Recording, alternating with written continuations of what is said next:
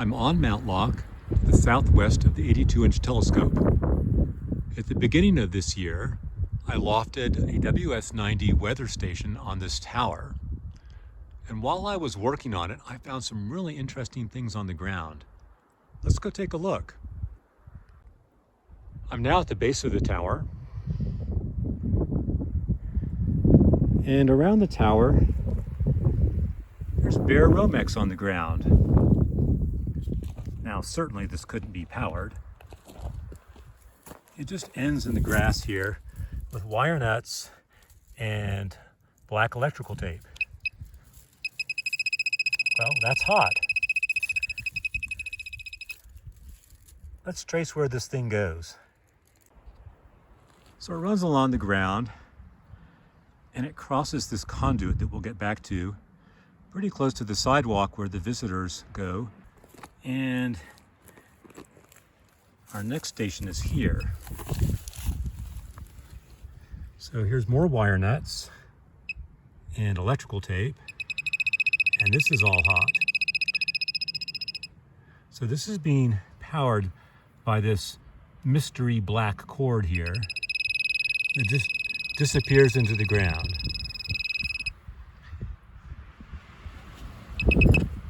Well, at least somebody had some good intentions. So let's get back to this conduit that the Romex snakes over. So follow it to my right, and then snakes back. And it ends right here with some bare Romex. Turn down the sensitivity of my detector. Let's see if this has anything on it. Black is normally the hot wire, but you never know out here. So there's nothing on here, although I'm not willing to take off that electrical tape and touch those wires. So let's find out where this thing goes. So this gray conduit snakes behind this tree. It's been back there for a while. It ends up at the visitor center light pole, where, not too surprisingly, there's bare Romex on the ground. Let's check it out. Well, if you trust this thing, it's not hot. And if I didn't make a mistake, the other end is pulled out of the ground and not connected to anything. So I think there's enough evidence to assume this thing is dead. I want to get back to the power source for this mysterious black cable that disappears into the ground. So I have a feeling that if I can figure out where the power comes from this thing, I'll figure it all out. The visitor sent hut is the likely culprit for all of this. Let's take a look. The first thing that catches my eye is this black conduit that goes out to the old weather tower. It's lashed against that tree with a steel band, and the bark is almost completely grown over that band, so it's been here a while. Let's go into here. So this disappears under the soffit. There's Romex going into the soffit. And look here.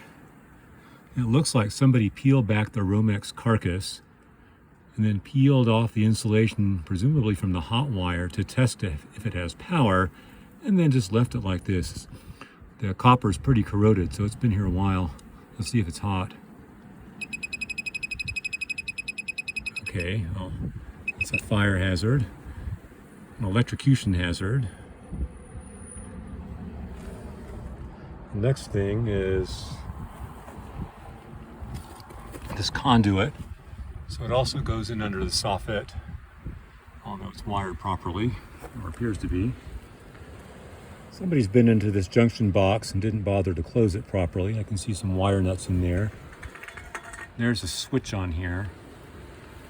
Let's see. So the box has power in it. The switch has power. The conduit does too. And then this thing is hot. This is the same material in this conduit that was used on the section that's disconnected from the visitor center lamp.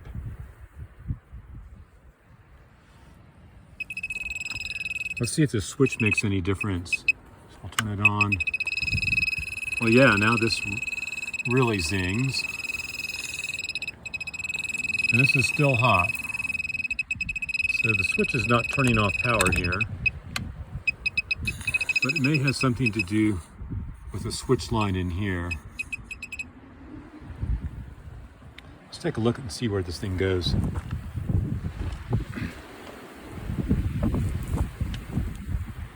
So it goes out to a box that's partly buried in the soil out here. Let's take a closer look. Now we're right at this box, and I've taken the screws out so you can see what's in here.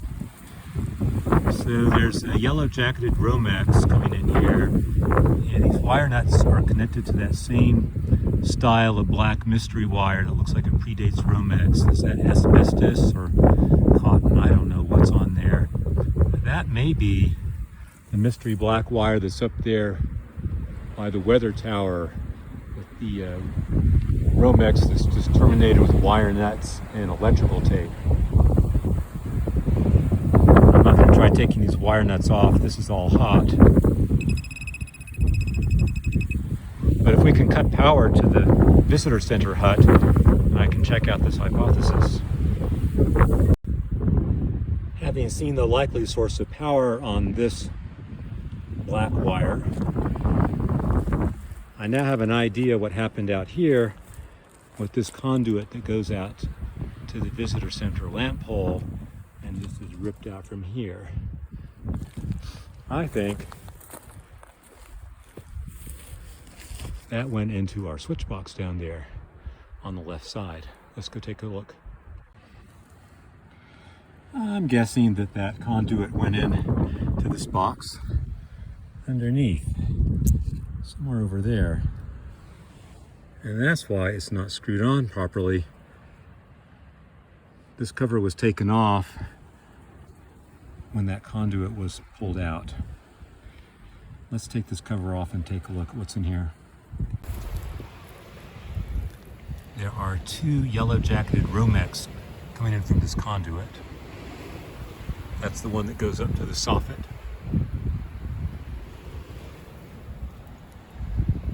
And one of them is going to be power, and it's hot wired to this conduit.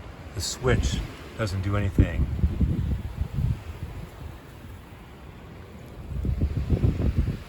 And the yellow jacketed Romex on the left, that's the switched branch.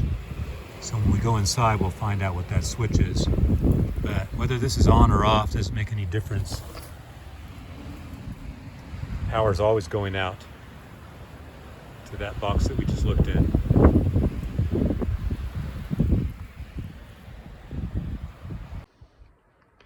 I think I'll figure out the rest of this when I get into the visitor center hut. Let's see if the door's open. It's got to be locked, right? Oh, look at that. It is open. How convenient for the visitors. Let's see what's in here.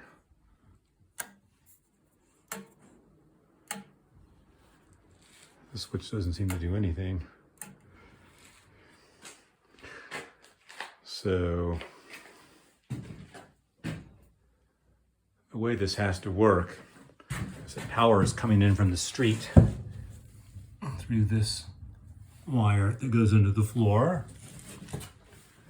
Goes up this steel conduit. There's a junction box there. On the other side is a light with hot and neutral wires bare on that receptacle. Maybe even been painted over. This is the wire that has the Romex peeled back. It goes out to the old weather tower. It goes down to this duplex socket. And that goes up here. So that must be getting power from the conduit. And there's our two yellow Romex.